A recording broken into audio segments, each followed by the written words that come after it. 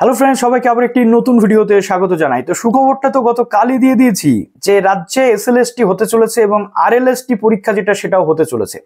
এসএলএসটিটা কি? State level selection test, যেটা teaching রিক্রুটমেন্টের জন্য হয়ে থাকে। হচ্ছে এসএলএসটির ক্ষেত্রে 9, 10 এবং 11, 12। আর আরএলএসটি কি?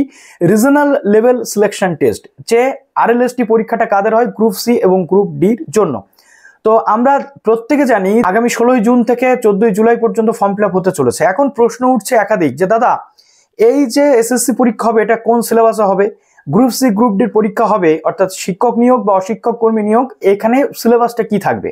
তা আজকের এই ভিডিওতে কনসেপ্ট দিয়ে দেবো এবং পরীক্ষা পদ্ধতি কি, সিলেবাস কি থাকে, কত মার্কসের পরীক্ষা হয়, প্রত্যেকটা জিনিস পুঙ্খানুপুঙ্খভাবে আজকের এই ভিডিওটাতে আমি ডিসকাস করতে চলেছি।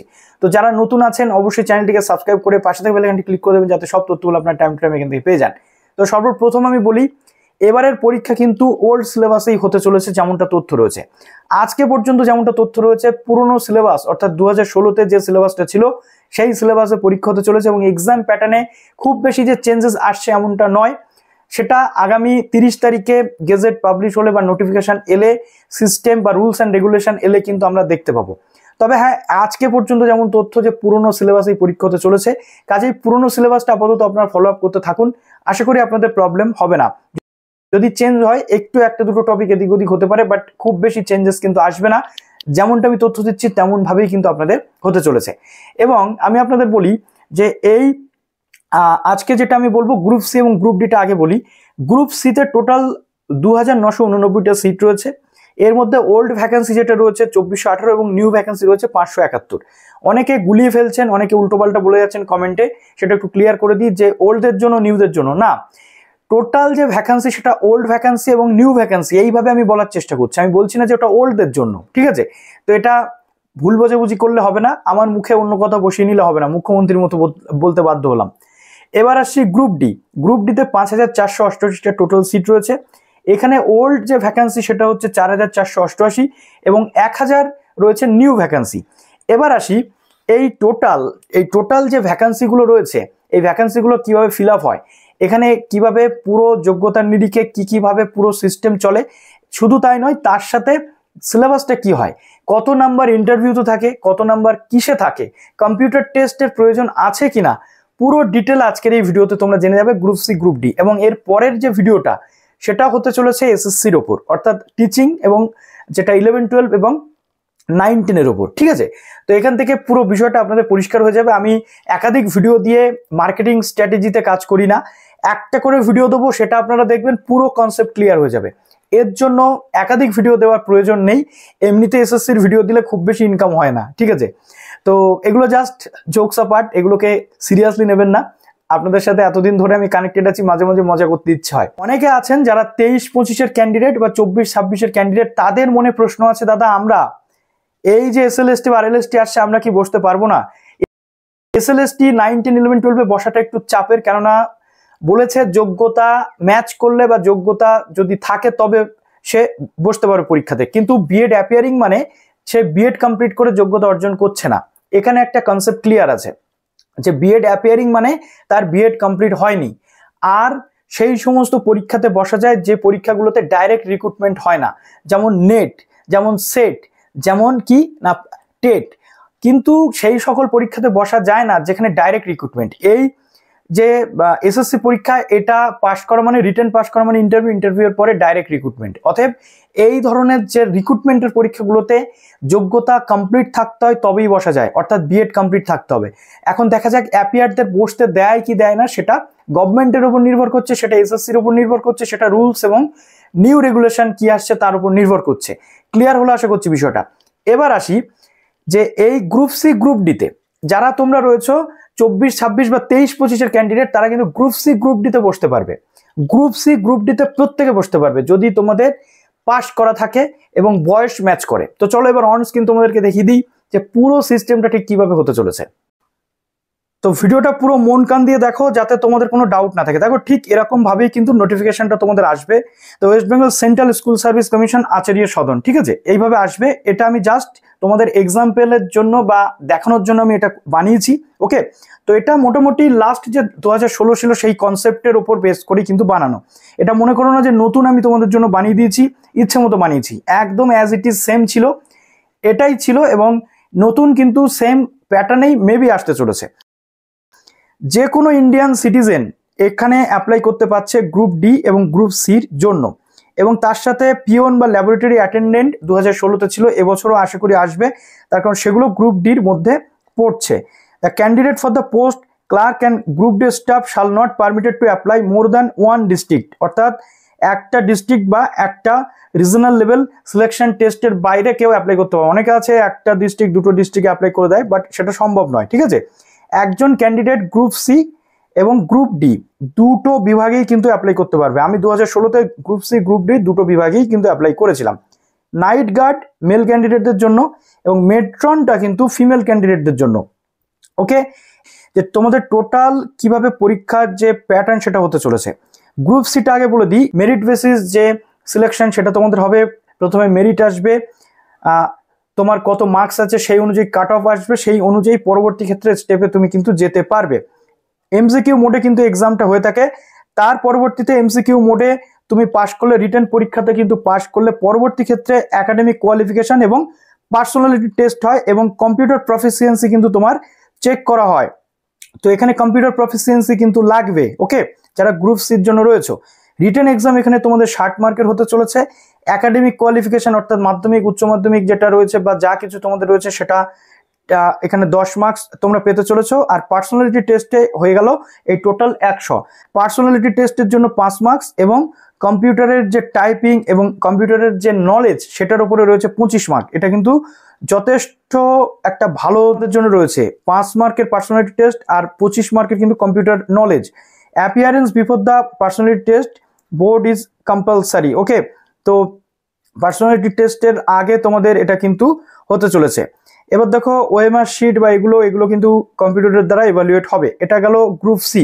এবার আসে গ্রুপ ডি। গ্রুপ ডিও কিন্তু এমসিকিউ টাইপের কোশ্চেন হয়। 45 মার্কের তোমাদের রিটেন পরীক্ষা হয়, প্রত্যেকটা এমসিকিউ পিছু 1 নাম্বার করে, ঠিক আছে। 1 ঘন্টা টোটাল তোমাদের এখানে পরীক্ষা কিন্তু হতে চলেছে।